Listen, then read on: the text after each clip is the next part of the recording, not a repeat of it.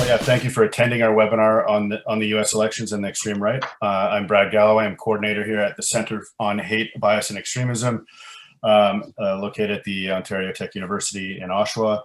Today, we'll be discussing issues surrounding the far right, particularly thoughts and reactions post-election, such as the result and how RWE groups might respond and react to the Democratic representative winning the election.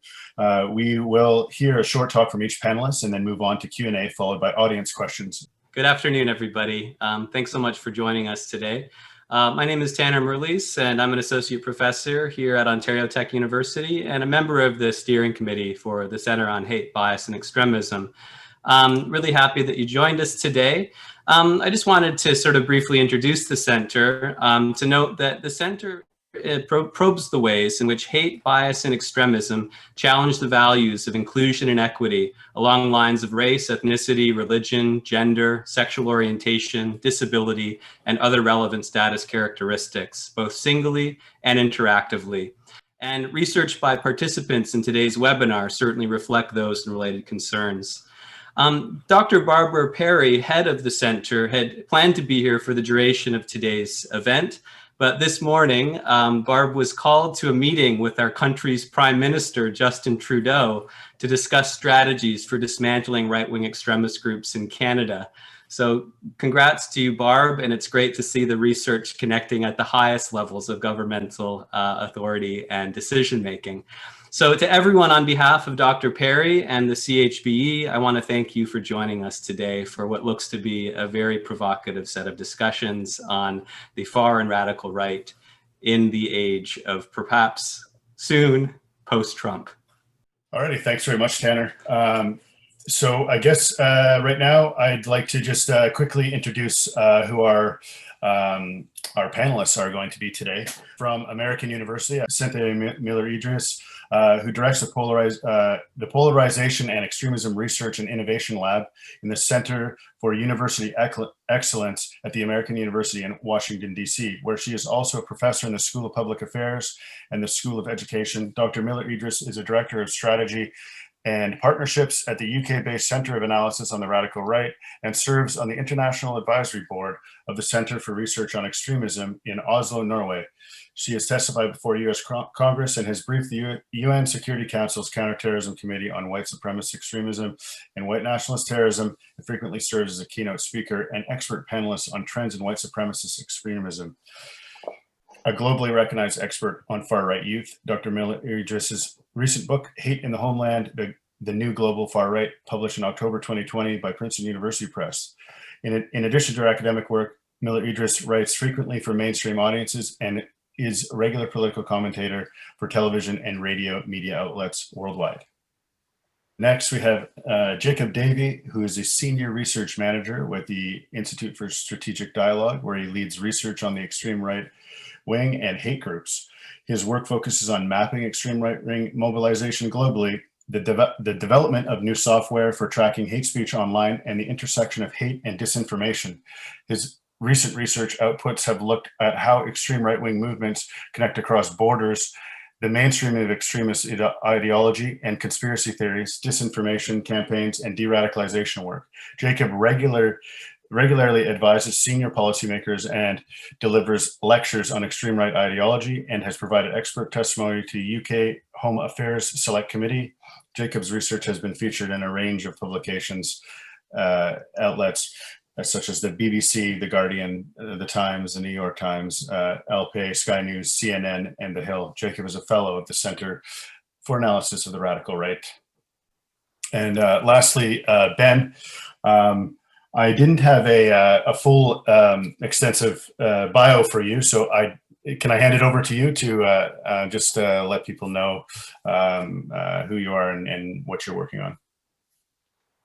So my name is Ben Makuch. I'm a national security reporter at Vice News. For the last 4 years, I've been, actually I think now I'm going on 6 years, I've been reporting on terrorism, and I began focusing very exclusively on ISIS and the foreign fighters who were using online networks to find their way over to Iraq and Syria. And I made contact with several and was able to network them and get to know them and sort of discuss how they were radicalized, what they were reading, what they were doing, and it sort of extended to this reporting I did that gave the perspective on the Western fighters and why they decided to give up on North America or Europe to join terrorist organization that was becoming incredibly prolific and incredibly violent. And what it ended up showing me was sort of this blueprint of the way that modern terrorism works and how young millennial men at the time were looking at the internet and looking at the ways in which they could organize and the aesthetics that they wanted to use to create their own groups. And sure enough, that type of schema came back to North America in the form of Iron March, where groups like Atom Waffen Division were formed, and they borrowed very heavily from very similar ways in which ISIS used the internet to organize themselves to create an IRL, an in real world insurgency or terror network. And following that, I was able to report very extensively on accelerationist neo-Nazi terror groups like Atom Waffen Division. And then sure enough, it led me to the base, which is led by a 47-year-old New Jersey native named Ronaldo Nazaro, who lives in Russia and led an organization that he wanted to, or the basis of which was to corral all the online extremist neo-Nazis they could find and put them into a chat network to create paramilitary training for what they assumed or what would be coming is the race war. And it's been, I think, my first article writing about that organization was in November 2018, and I just published a story on it last week. And this is something that's continued for the last little while. And I guess, in short, it was very interesting to watch the ways in which jihadist organizations pooled from millennial internet techniques to create that insurgency, to then be mirrored and to be taken up by neo-Nazi organizations that I think for at least the last little while have been proliferating. All right. Yes, if we can just move on to the next participant, I guess we'll go with Dr. Miller-Idriss next, please. I'm happy to be here. Thank you for having me. Thanks for organizing this this panel.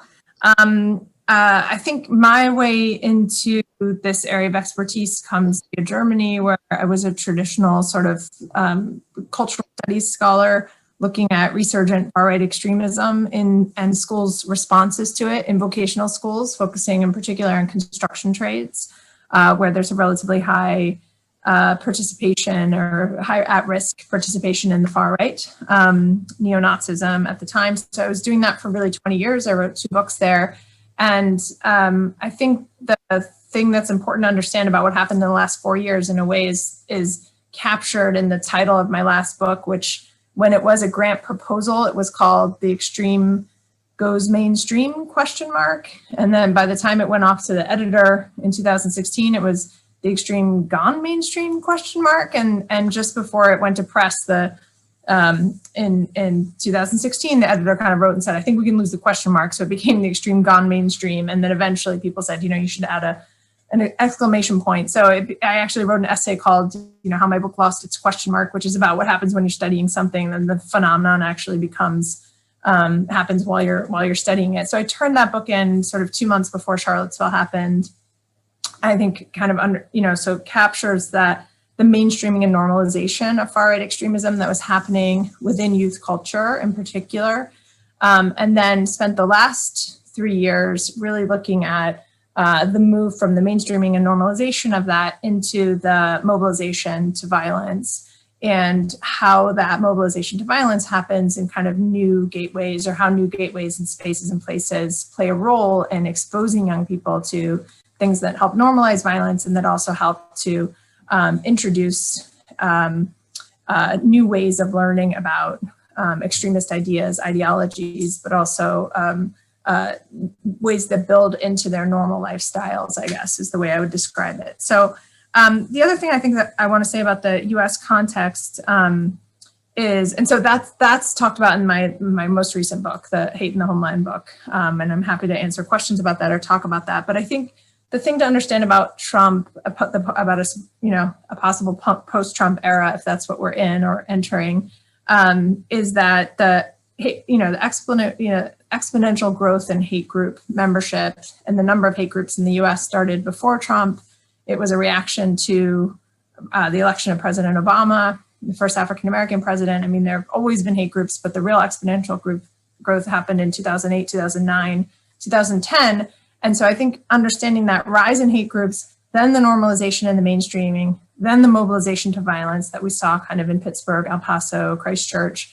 And now the question is, and I think this is where we can maybe get into some of the predictive stuff afterward, what happens next? Are all of those things still happening together? What's the reaction going to be like over the coming months? And I think the pandemic is layered on top of all of that in ways that have shown the increase in the militia and anti-government side of this fringe, as well as the conspiracy side of the fringe. And that's going to continue to grow. I know, again, we'll get to the predictive stuff later, but the anti-vaxxers, the intersection of anti-vax and anti-government extremists and the conspiracy theorists kind of in that toxic mix, along with these overlapping Venn diagrams between the anti-government extremists, the militia movements, the kind of resistance to shelter in place and shutdown orders, and what's likely to be coming as we head into more strict national policies in a Biden presidency in terms of the reaction to that.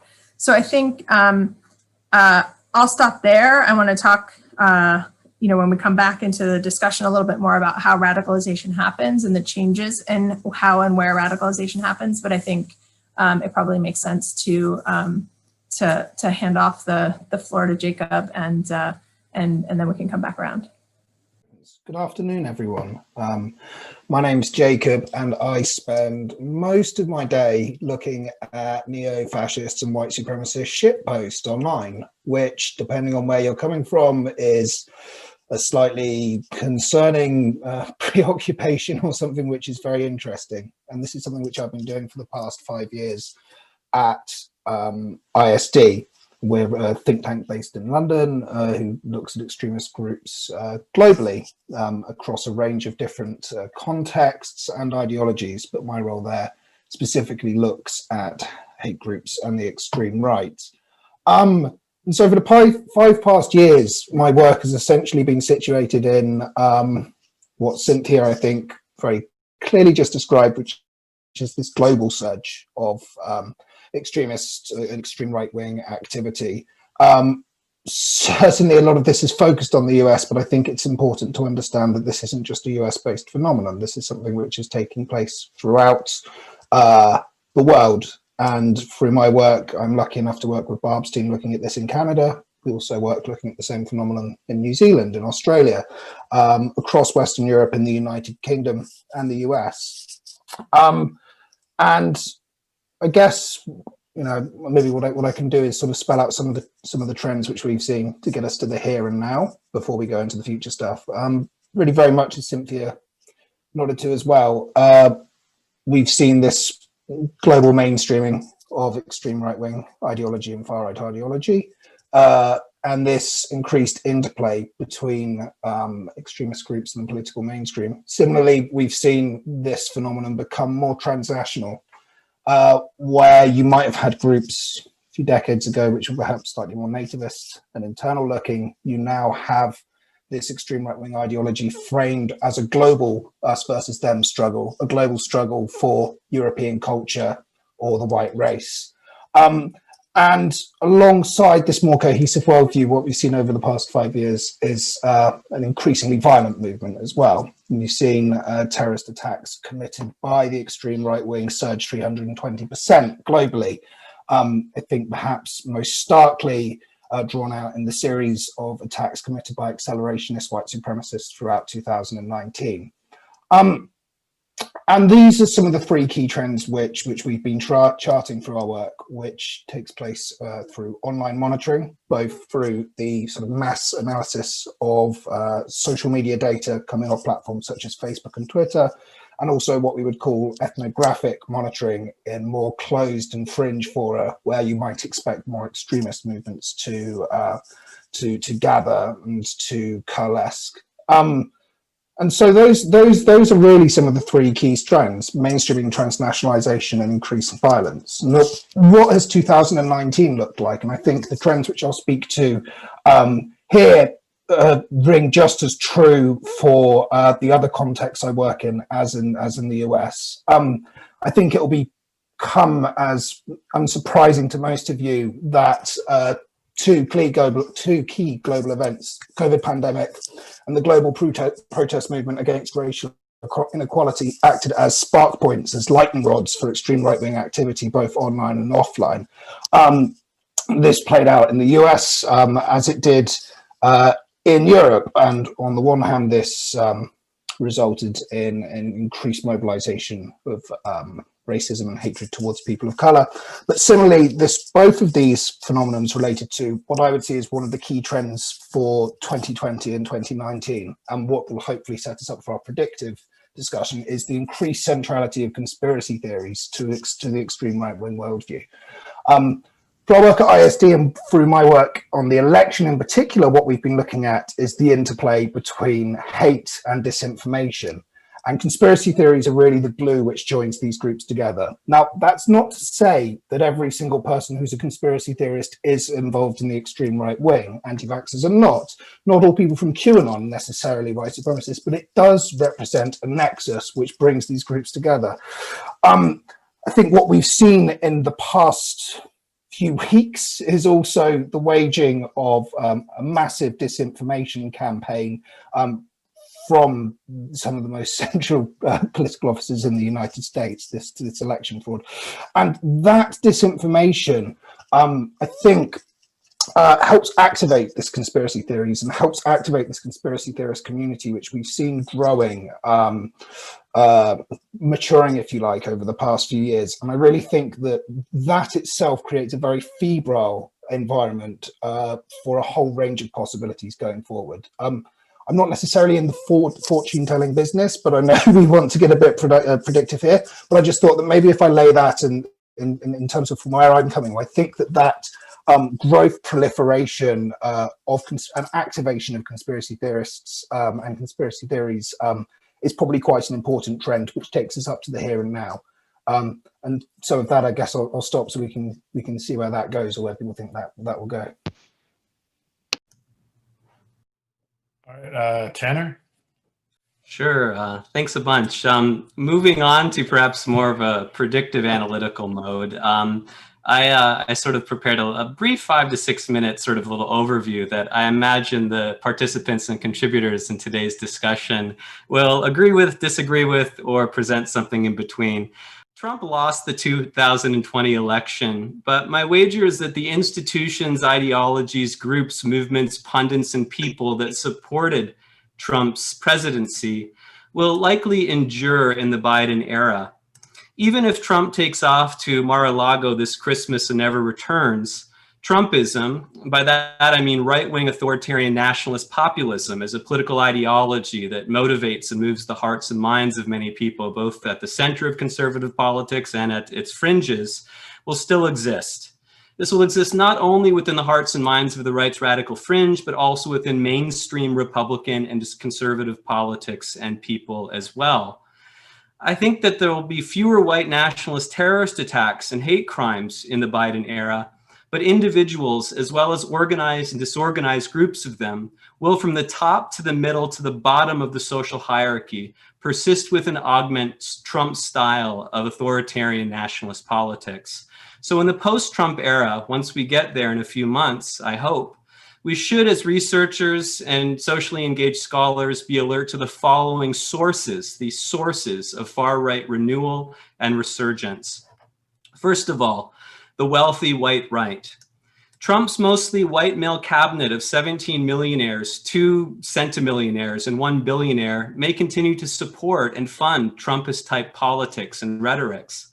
The 80 billionaires that donated to Trump's 2020 election or re-election campaign may put their wealth to work for other far-right politicians, perhaps to even more competent authoritarian populists than Trump was. Robert Mercer, Trump's biggest backer, who said the Civil Rights Act of '64 was a mistake and had funded Steve Bannon's rebranding of Breitbart News into the alt-right platform that it is today, will also likely support these reactionary causes. So might Peter Thiel, as might Richard Mellon Scaife and the Koch brothers bankrolled think tanks and advocacy groups. And William H. Regenery II will still be the patron of the alt-right. So we have to think and analyze sort of not just the fringe groups, but also the very wealthy, radical, white sort of billionaires and millionaires that throw their monies behind these types of movements. Likewise, the big tobacco, oil and gas, energy, casino, real estate, and infrastructure companies that supported Trump and the Republican Party in both the 2016 and 2020 election, with wealthy white elites who influence and benefit from conservative policies and practices, may be fine again with the party's weaponization of racism to divide and conquer working people, if it's a winning strategy. So the second source, I'd argue, would be the Republican Party planners themselves. Remember, parties are complex and contradictory assemblages of many different social forces. They don't all agree. But some in the Republican Party may be pleased that Trump lost the election, namely the neoconservative wing and those perhaps modern Lincoln Project supporters. Yet it's unlikely that the Republican Party will totally disavow Trumpism because it won them the 2016 election. And in 2020, it won them the Supreme Court, continuing control of the Senate and more House seats. While some anti-Trump Republicans may repudiate Trumpism, the party may not. Remember, from the time of Nixon forward, the Republican Party has mobilized a Southern strategy of dog whistle racism to get poor and rich white people alike to vote for it, and against the civic and human progress made by many minority groups in the United States, especially people of color. Because the Southern strategy is an effective electoral strategy, the Republicans will continue to use it, with or without Trump. Third, we have the source of the people. In August 2016, we can remember that Hillary Clinton described half of Trump's supporters as racist, sexist, homophobic, xenophobic, Islamophobic basket of deplorables that was irredeemable and not America. But that may be a stretch. Trump's mostly white people are Americans and part and product of the American political economic system. Nearly 60 million people voted for Trump in 2016, and 70 million did just last week. In 2016 and 2020, across generational, class, gender, and state lines, white people voted for Trump. Of course, less because of economic anxieties and more due to racialized resentments, fears, and grievances. These people's reactionary worldview will persist with or without Trump. And because many people are racist, the Republican Party will, for opportunistic reasons, pander to that reactionary ideology as a winning and a vote collecting strategy. Fourth, the news media will not go away. The news media, legacy and new, will persist. It becomes ever more branded and sort of aligned with right-wing ideologies and extremist ideas, very much connecting to the conspiracism that we just heard about. Fox News, Breitbart, One America News, QAnon, these are all now well entrenched in American society, and their politics routinely blur the line between the Republican Party's center and the extremist fringe. For example, Fox News' Tucker Carlson stars in the highest rated cable TV program in American history, and his white nationalist punditry seems to resonate with nearly 4.5 million viewers, including the overt white supremacists like David Duke and Richard Spencer that are big fans of Carlson's show. Breitbart declared itself to be the platform of the alt-right. One America News Network was a mouthpiece for the Trump administration and spreads conspiracy theories about immigrants, coronavirus, and George Soros. QAnon has over 6 million viewers. So with or without reactionary agendas set and framed by these right-wing media corporations, millions of white conservative people themselves will likely continue to wage the culture war on the internet and across social media platforms like Facebook, Twitter, and YouTube. Fifth, we finally sort of have the radical right or the officially extremist far right as a source of these problems. Now, we remember that the who's who of the alt-right or rebranded white supremacists supported Trump and made abundant pro-Trump propaganda, mobilized around Trump events, and even entered Republican electoral politics, running at least 18 candidates in campaigns for House and Senate seats, governorships, and state legislatures. Although many alt-right groups and figureheads have been demobilized by security state investigations, lawsuits, social media deplatformings, and counter demonstrations, the overtly white supremacist right will regroup without Trump. In fact, right-wing hate groups and personalities have been more divided about the Trump's presidency value to their cause since 2018. So even since 2018, many of the official hate groups in the United States have had a mixed relationship with the Trump administration. And I just want to sort of review a few quotes and then I'll conclude. So in November 2018, Richard Spencer, who coined the term alt-right in 2010, tweeted to his nearly 80,000 followers, quote, "The Trump moment is over and it's time for us to move on," end quote. In that same month, Countercurrents editor Greg Johnson wrote, quote, "We were never the vanguard of Trumpian populism, and Trump is not the last chance for the white race in North America anymore," end quote. We should remember that Robert G. Bowers, the Pittsburgh synagogue shooter and white nationalist terrorist, hated Donald Trump for being a globalist, not sufficiently white nationalist.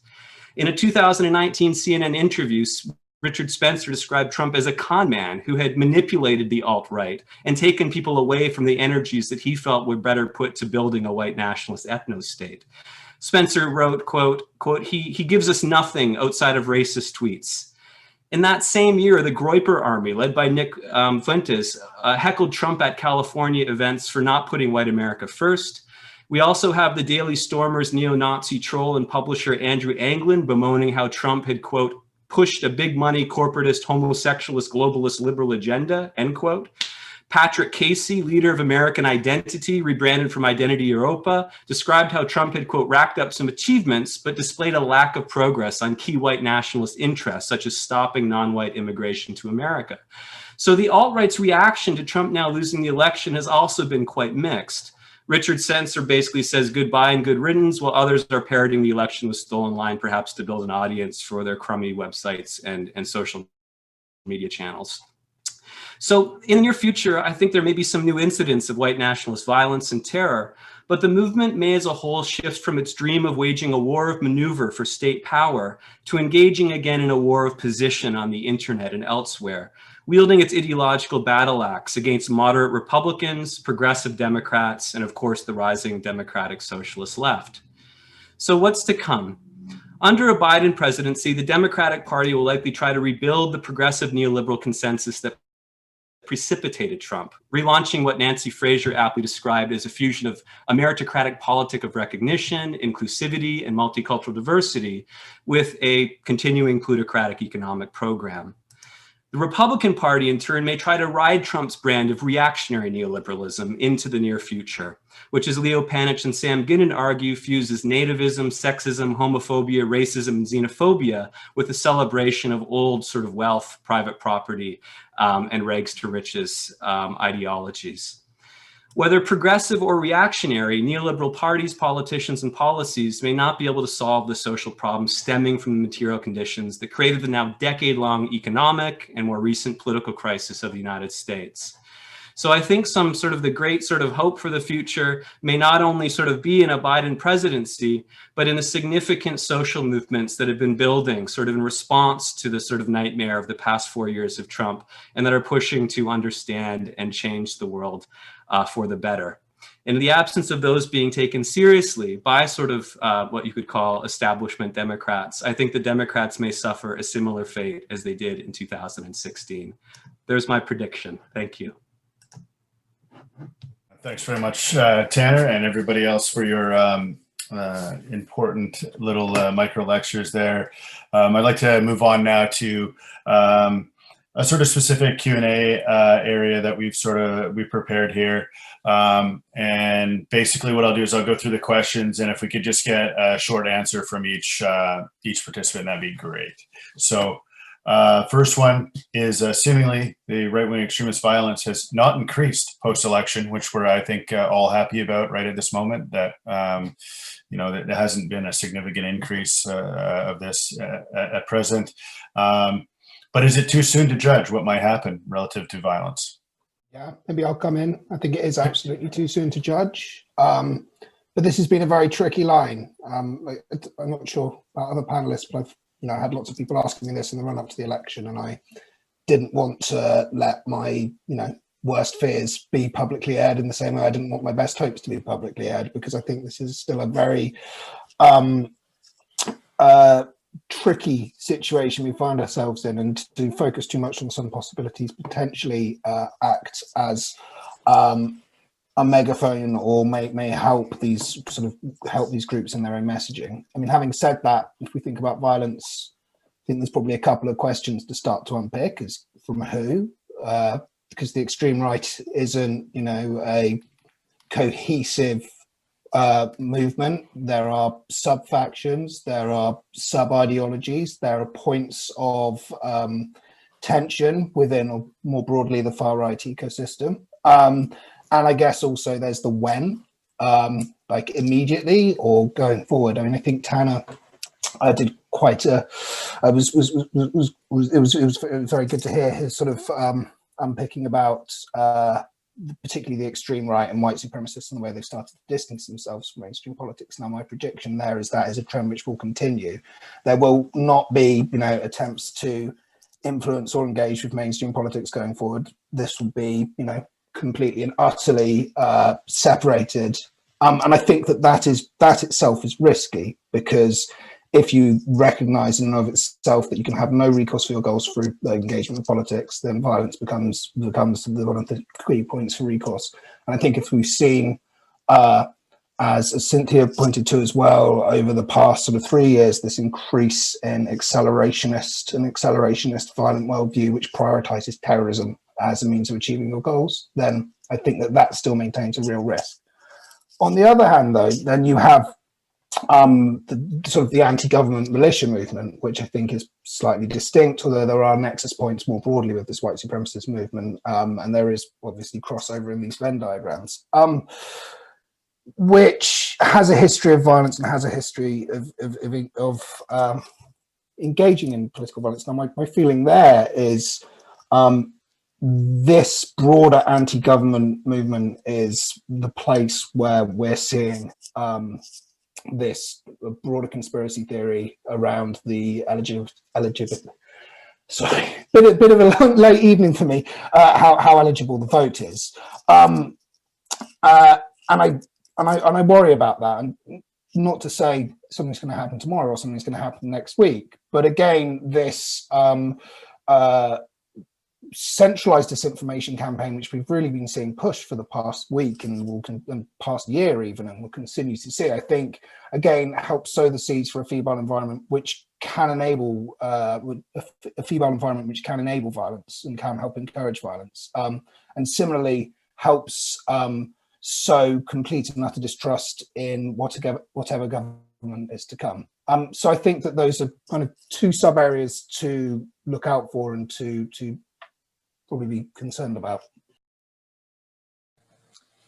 I'll just, if I can just dovetail with that, because I agree with everything that Jacob just said. And I would just add, I think that sort of three things. One, I think it's really important to point out, as others have done, including Jacob and his remarks right now, that the far right is a spectrum. It is a diverse spectrum, and that they're not, I mean, the whole Unite the Right rally in 2000, in Charlottesville was because they're not united, right? That was the name of the rally, because they're trying to come together around something, and they failed, right? So they remain totally divided, thankfully, and not aligned. And so when we talk about far right violence, there's different categories of it that we have to think about and understand. And so I think what we've been seeing is that in most cases of violent white supremacist extremist radicalization that I've seen, the radicalization process is slow and long, and it takes 18 months, 24 months from the time that somebody is really exposed to this content until they're really mobilizing into violence. Sometimes you see shorter radicalization processes, and I don't know what it would be in comparison on the Islamist side, but it takes a while, and it has taken a while in most of these big terrorist acts for folks to have moved down that spectrum. And so some of my concern right now is not just about this election or the rhetoric of the election, but the conditions of the pandemic and the way in which people are spending exponential amounts of time online at a moment when there's more circulation of extremist content online. And so where are we in 14, 16 months from now, independent of or maybe related to, but independent essentially of this election itself, but whoever won, I think we would have been in that situation, just given the numbers of people who are likely to be exposed and entering radicalization pathways during this pandemic, shelter in place time when there's a lot more exposure. So that's one thing on a depressing note. On a second note, on the anti-government side, that has been a much more rapid mobilization. So you see there a much shorter extremist mobilization. They're coming into the streets more quickly, and they're mobilizing in different ways. So we've had record-breaking firearms sales over the summer in the US, shortages of ammunition. That lends itself to a different kind of spontaneous violence in protests. And we have a lot of protests lodged between now and the end of the year that have been registered already in the States. And so I think we should all be alert to the potential for those kinds of clashes to emerge just like they did over the summer, and the potential for those kinds of things to spin. And as we move into policies that will be potentially mandating masks, mandating more shelter-in-place orders, for example, under a Biden administration. So I think that's important to understand. And then the third point is back to the global issue, which is that, we have seen a 320% increase in far-right terror, right-wing terror over the past 5 years at the same time. This is not, by any means limited to the US, and it's within a much bigger context of globally circulating conspiracies and ideas and the sharing of information and the sharing of tactics and a spread of youth culture globally. But also related to that, I think is really important that we often don't talk about the misogynistic and male supremacist side of this as part of the far-right spectrum. I think that's changing. But the ways in which this all relates to and can come back to kind of gender-based violence, roots in domestic violence often, and in a kind of toxic masculinity as it relates to, even when you look at the numbers of terrorist actors who have either been tried to be security guards, have been active, failed out of the police academy, some of whom, 1,400 cases right now in Germany under investigation of active engagement in right-wing extremism within security and military law enforcement positions. There's no reason to think any other country is immune to that. That's not just a German problem. So if they're the ones investigating it, I think we can bet that it's happening elsewhere. And so, all of that's just to say that I think globally, there's a need to look at this not just as a problem of domestic terrorism, which is a term I don't like for lots of reasons, or domestic extremism, but as a globally intertwined set of problems that intersects across the spectrum, that has slightly different radicalization pathways, different ways in which they relate to sitting governments or not, or try to use systems of governments to get ideas mainstream, to move the Overton window, and also the ways in which they draw in scaffolded, kinds of ideas about supremacy, about hierarchies of inferiority and superiority from other kinds of sets of beliefs about male supremacy, for example. And so all of those things create a kind of toxic mix that I think has to be unpacked. And so when we talk about the extreme right wing or right wing extremism or the far right, or all the terms that are problematic to begin with, and I use the term far right, but I call it the best bad term that we have available. I don't like the term myself even. I think, that becomes a challenge for understanding both the whole spectrum and understanding how we can classify it, how we can collect better data on it, how we can compare what's happening across countries, how we can understand the roots of it if we're not really understanding. So the last thing I'll just say about that is when I use the term far right, I talk about it as an intersection of four kinds of things. And one is a set of anti-democratic beliefs, authoritarianism, lack of protection for minority rights, let's say, or infringement on freedom of speech or other freedoms as laid out in democratic constitutions. But then a second set would be hierarchical beliefs around inferiority and superiority and dehumanization, and that exists along different kinds of lines: Christian supremacy, male supremacy, white supremacy.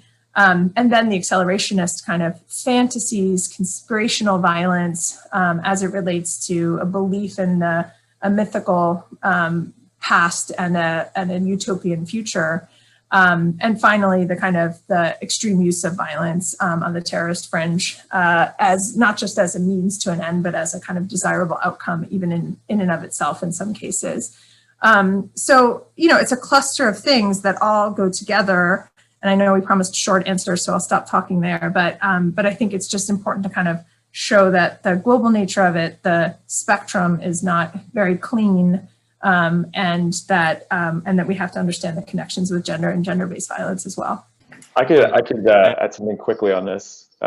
Just suffice to say, I do agree with both other panelists on this completely. I think you're looking at the spectrum of far right is one way of looking at it, and I also think it is much too early to tell before we can make a call on whether there's going to be violence or there will be this call only happened.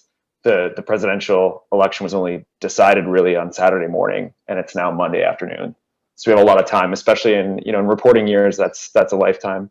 For me, looking at particularly the accelerationist group of people, I think they're as quiet as I thought they were going to be. I think that many of the sort of siege cultured types are saying to themselves, let's just wait for this to get worse. And they're gearing up like they have been since the pandemic began. And when you saw a string of attempted attacks that were, many of which were thwarted by the FBI.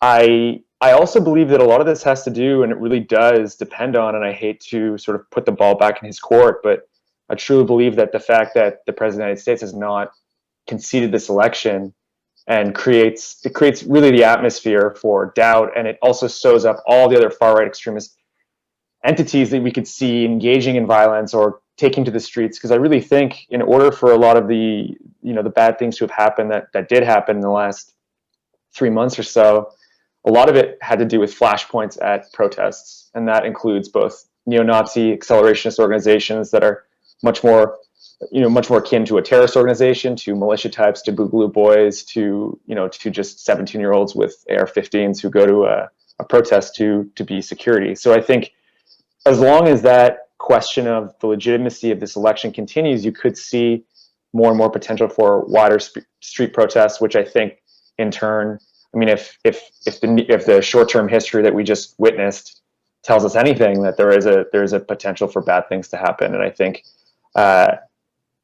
also, the other thing is the COVID-19 crisis that Biden will clearly crack down much more stringently than President Trump has. But the other thing I keep thinking and telling to people is there's going to be a vaccine in the rollout that will offer a lot of opportunities for both disinformation, for sowing the seeds of elitism, who gets it, who doesn't get it. And I think all these things do really fall into all the baskets of the far right. So it's certainly going to be, I think, an interesting, if I can put it that way, few months. But I certainly don't think with the election of Biden, we're out of the woods from a public safety law enforcement perspective. And I think the FBI has even come out and said that the longer this is unknown, the longer that we have a lot of uncertainty. And that's the type of thing that fuels extremism. For sure. Okay, if it's okay with all the panelists here, we'll just move on to the next question here. So this is a popular question and has been over the last number of years surrounding what do we think about deplatforming previous groups and certain present groups, and what implications might these have? Do you think this is a good approach, deplatforming? Well, I can start. People are probably familiar with my argument on it, so I won't go into great depth. But basically, I think deplatforming is an effective tool at showing society where the line is drawn, but it's not an effective. It doesn't have an impact. It doesn't have that much of an impact, or not necessarily the intended impact on the far right itself or on extremists themselves. It does definitely kind of cut some of the. It can help to cut off financial and communication channels and ability to organize. But the best example I have, years of studying codes and symbols in Germany, the kind of banning that I studied, I think in Germany created the whole, is really at the forefront of the subculture that created further coding. And so when the number 88 was banned from display in schools because it stands for the 8th letter of the alphabet, for HH, for Heil Hitler, kids started wearing t-shirts that said 100 minus 12 or 87 plus 1, like within a day, it's just that culture kind of very rapidly codes and changes. And I think we see when you see the banning of the Boogaloo, it turns to Big Igloo and Big Luau, and then it morphs into other codes, really, it's a constant change. And I think so it's important to just understand that it's not that it's a bad idea necessarily, and others may disagree with me on that, but it just, I think we have to think about it as having the potential to backfire and cause more creative game playing, for it to create more toxic communities where people go. They go into echo chambers, into other kinds of platforms where they're not around other ideas. And It definitely tells, draws a line in the sand. This is not acceptable. This is not acceptable discourse. I think for places like schools, for dress codes, for, platforms to say like, this is where we draw the line, and it steps out. This is across the line for us. Those can be important messages for the mainstream. But I think we have to think about whether it's actually effective at treating extremism. Yes, it's a tool. It's an effective tool. You don't have Milo on Facebook and Twitter anymore. And when he got kicked off, the amount of followers he had dropped from millions to thousands. And then he was complaining in Telegram because he only had so many thousand followers, and what's the point of him doing it? It works, right? But it's only one of the tools which we can use, and I don't think it should be the primary focus. As it stands, when we talk about what can social media platforms do, it's deplatform and takedown. Well, yes, they have established community guidelines, and yes, they should enforce these, and yes, they should make sure that they're proactively enforcing these and making sure they stay abreast of the trends, which is something I don't think they do necessarily very well 100% of the time. And also something they don't do very well if there isn't constant pressure on them to keep up to the standards which they've set themselves. And if there isn't work from academics highlighting these issues, or from activists highlighting these issues, then they will drop off. But as I say, it's only one part of this. Now people will go on to find smaller platforms, and they will keep working there. Actually, Parler, I think, has doubled the amount of people who are using it in the past month, or past week. But I'm not one to say the alt tech's, the best place out there. It's crap. These are rubbish apps. They're not very good to use. They're not fun to use. People don't like them. You're not going to have the same audience on some of these fringe platforms as you are on Facebook and Twitter. So yes, by all means, shut down influencers, but also recognize that these fringe places are less easy to police. And as a result, you look at Telegram, for example, you have violent white supremacist channels which are completely unmoderated, and it's going to be a massive struggle to do that. This is turning into a bit of a rant. So I think, okay, what are there other things we can do? Okay, I think it's making sure that platforms are actively effective in enforcing the policies they have in place, but also thinking more broadly about what can we bring in. There is limited discussion at the moment about algorithmic accountability and holding the platforms capable for actually how the infrastructure and the way these platforms are built to make money enables radicalization or forces people down platforms.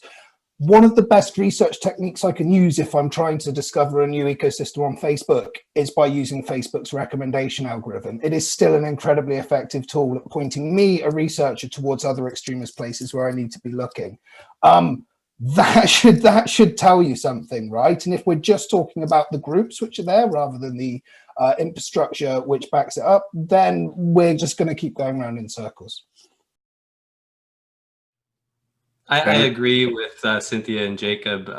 I see sort of deplatforming or no platforming, if we're speaking about that with regard to the community guidelines and hate speech policies that the world's leading social media and tech companies have rolled out, as a tactic, sort of not so much as a strategy, though. I mean, it's one tool in a toolkit that can be wielded to sort of perhaps limit the sort of communicational reach of these groups and their propagandists, but it doesn't solve the problem of extremism or radical right-wing activism, which would likely sort of persist with or without sort of major presence across the digital platforms of today. I also think it's important to note that, of course, different countries deal with the issue of hate speech in different ways.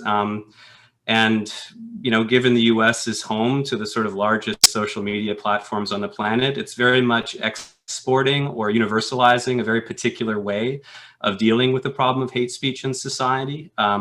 The idea that media companies or social media companies self-regulate or govern themselves isn't consistent with the way that most nation states address the problem.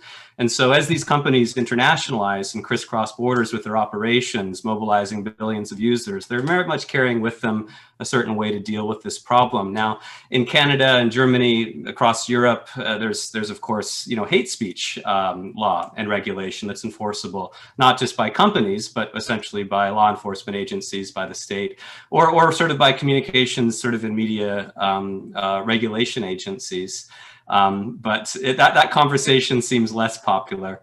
If we're not going to sort of move in that direction, I must say that I am quite excited about and optimistic about the role that sort of liberal and left-wing social media influencers have played over the past 4 years in directly confronting and arguing and winning big arguments against neo-fascists and right-wing white nationalists and so on. So, I mean, just as sort of the far right has been using YouTube and Facebook and Twitter, you've seen a very dynamic and diverse and rich sort of left-wing sort of social media ecology emerge that is sort of engaging in a head-on battle of ideas with these propagandists and pundits. And so that's quite exciting. And that might be in the long run more effective, making the better argument, winning that argument, and winning more people to that argument.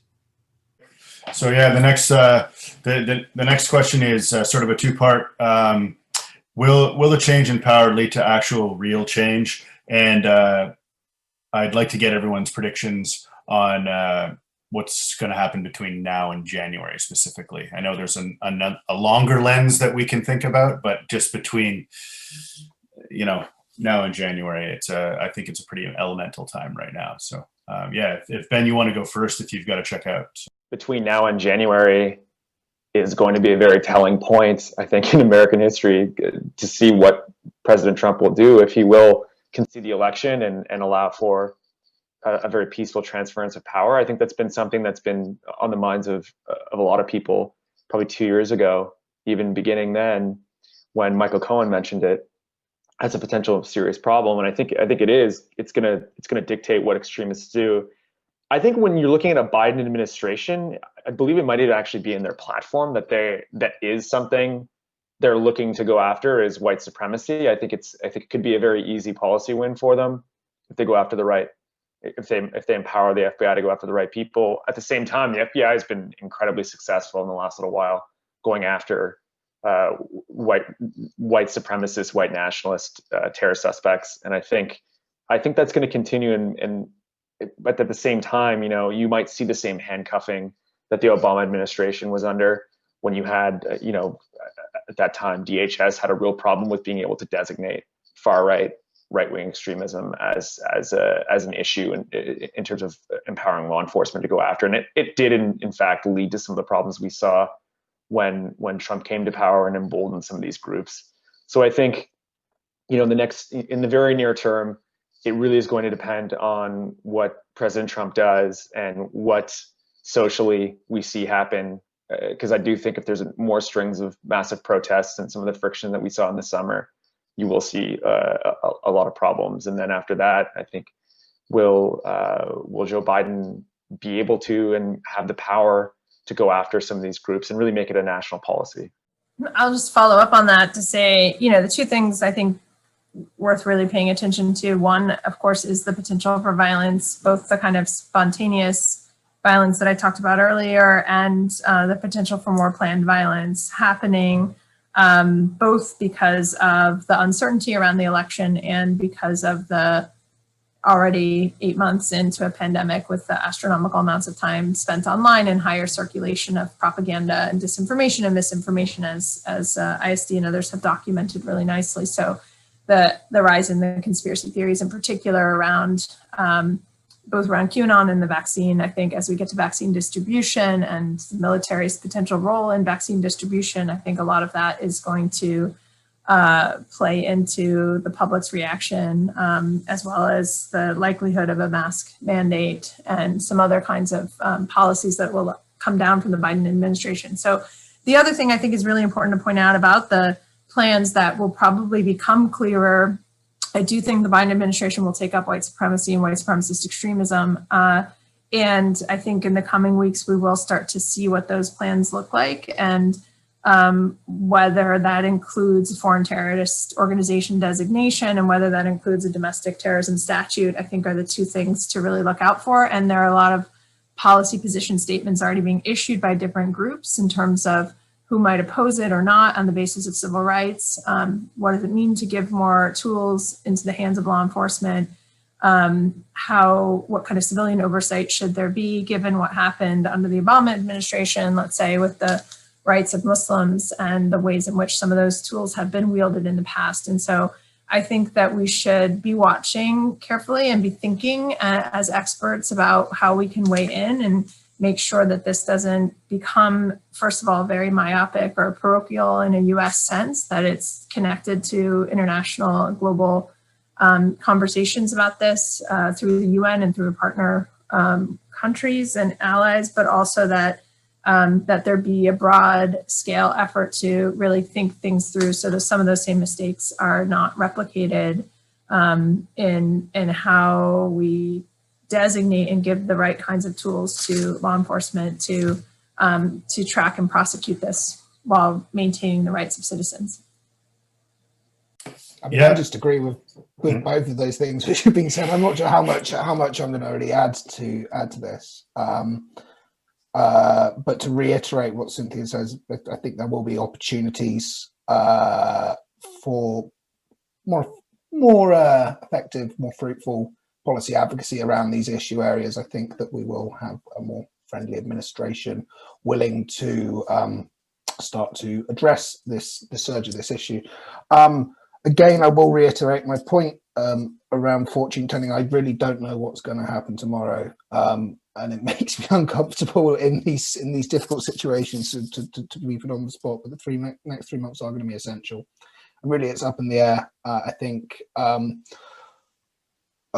when and if and how the current administration concedes the results, and the manner in which that done will have significant bearing.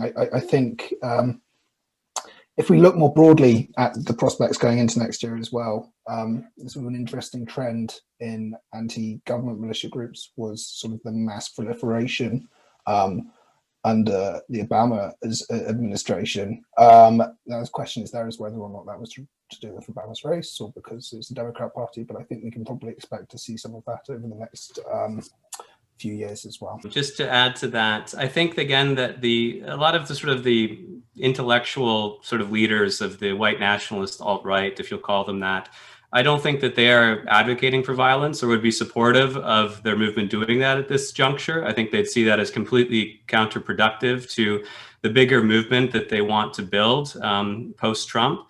But I think that what we should look out for, of course, are the cues that that Trump gives to his sort of base of the 70 million people that voted for him, because I think the potentiality for violence very much might come from those sort of mainstream vectors of the right, not necessarily maybe the accelerationists, maybe those that really do believe violence is a legitimate tool of political change. But I think it's sort of those sort of ordinary sort of American sort of conservatives that voted for Trump, love Trump, feel like the election's been stolen, that will be sort of most inclined to respond if Trump comes out and says, Proud Boys don't sort of, stand back and stand by, but Proud Boys go, and that's when you're going to see some violence. But otherwise, I don't think a lot of the leading lights, so to speak, of the alt-right, at least in terms of the media I've been looking at online, are advocating for violence right now. Yeah, I think, great points from everybody there. I mean, I think, from what I've been seeing too, is that a lot of these things, it comes in waves where we look at, the accelerationists, a lot of things that have been happening surrounding them lately. They've been, getting shut down a lot too recently. So we're seeing, what this uncertainty, I think, will live inside of the movement as well, right? Of what to do next, it's hard not to share Jacob's outlook here and say we can't be fortune tellers, but we can definitely be informed from what we've seen over the last few years, and just try to utilize whatever we can to inform our next steps, right? So. And Brad, if I might just add to that, I mean, I think it's important to emphasize the tremendous and positive changes that have occurred even under the Trump administration with regard to countering the far right and demobilizing the far right. I mean, when Trump was elected, sort of state capacity, corporate capacity, community capacity, activist capacity, media capacity was not built in the way that it currently is to respond and react to countering sort of the right. And I think that what we've seen over the past 2 to 3 years is just a sort of a massive full frontal assault on right-wing extremist groups by the security state, by the biggest tech companies in the world. by sort of, different cases have been launched, even if the Charlottesville. All of the leaders of the Unite the Right rally, of course, are into a very, very expensive case right now. It's draining their resources, sucking their time. News media corporations, Hollywood. I mean, we're seeing, the white supremacist, for example, is the villain in popular entertainment right now. So I think there's not only structural and institutional deterrents and ways of demobilizing the far right that weren't available 4 or 5 years ago, but it's also within the popular culture that I think we are seeing much more resistance and opposition that recognizes these movements and says, this isn't America, this isn't the America that we want or want to sort of be. So those are all signs of hope, I think. And I think that you've also seen just tremendous organizing by people, right, in their communities, cross-cutting all kinds of different activist orientations. So this is it's a different juncture. And then sort of what's to come, I guess we'll see. I don't have a crystal ball either. Yeah, for sure. Well, I think we're just about coming up on the hour here because we started a few minutes late. So unless anyone has some additional points they wanted to make, I'd like to start in thanking everybody for coming today. Tanner, if there's anything else from the center. Big thanks to Cynthia and to Jacob and to everyone that's joined us today. We really appreciate your participation and presence in this webinar. We're happy that we have the recording of the event, and we'll certainly circulate that far and wide, perhaps to add to the sort of media environment of countering the far right or the extreme right. It was wonderful to meet you both, and thanks again for sharing your wisdom and your assessment of what's to come. Thanks so much, everybody. Thank you for hosting. Yeah, thank you.